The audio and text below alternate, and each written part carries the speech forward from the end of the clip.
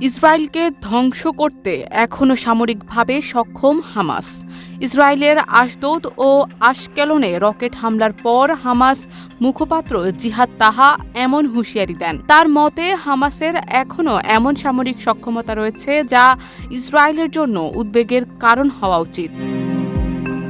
আন্তর্জাতিক সম্প্রদায় ইসরায়েলের বিরুদ্ধে নীরব ভূমিকা পালন করছে। তাহার দাবি, ফিলিস্তিনিদের বিরুদ্ধে চলমান অপরাধ ও হত্যাযজ্ঞের প্রেক্ষিতে প্রতিরোধ আন্দোলনের এই পদক্ষেপ ন্যায্য। তার ভাষায়, ইসরায়েলের চরমপন্থী ফ্যাসিস্ট সরকার হত্যাযজ্ঞ চালিয়ে যাচ্ছে, তাই প্রতিরোধ গড়ে তোলা জরুরি হয়ে পড়ছে। সিল্কোর সিল্ক অ্যান্ড শাইন, যাতে আছে আর্গান অয়েল ও ওট প্রোটিনের গুডনেস, যা আপনার চুলকে রাখে হেলদি অ্যান্ড শাইনিং। জিহাদ তাহা বলেন, যতদিন ইসরায়েল ফিলিস্তিনি ভূমিতে অবস্থান করবে, পশ্চিম তীরে জমি দখল করবে, বসতিগুলোকে অস্ত্রসজ্জিত করবে এবং পবিত্র স্থানগুলোকে অপবিত্র করবে, যেমন বেনগাভির আল আকসা মসজিদে প্রবেশ করেছে, ততদিন ফিলিস্তিনি প্রতিরোধ আন্দোলনের অস্তিত্ব বিলীন হতে পারে না।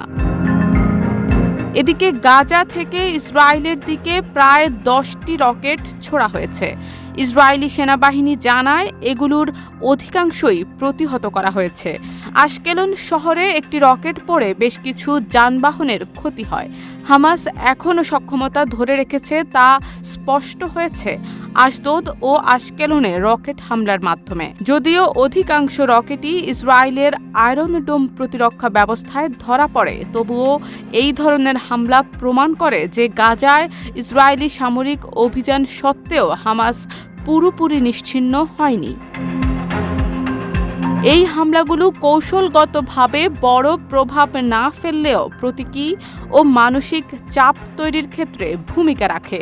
হামাসের শক্তি মূলত অসামরিক এলাকায় তাদের অবস্থান এবং অসামরিক কৌশলের উপর নির্ভর করে, যা তাদের সম্পূর্ণভাবে নির্মূল করাকে অত্যন্ত কঠিন করে তোলে। তারা এখনও প্রতিরোধ চালাতে সক্ষম। এটি স্পষ্ট করে দেয় যে এই সংকটের শুধুমাত্র সামরিক সমাধান সম্ভব নয়। শারবিন নিশু, ঢাকা পোস্ট।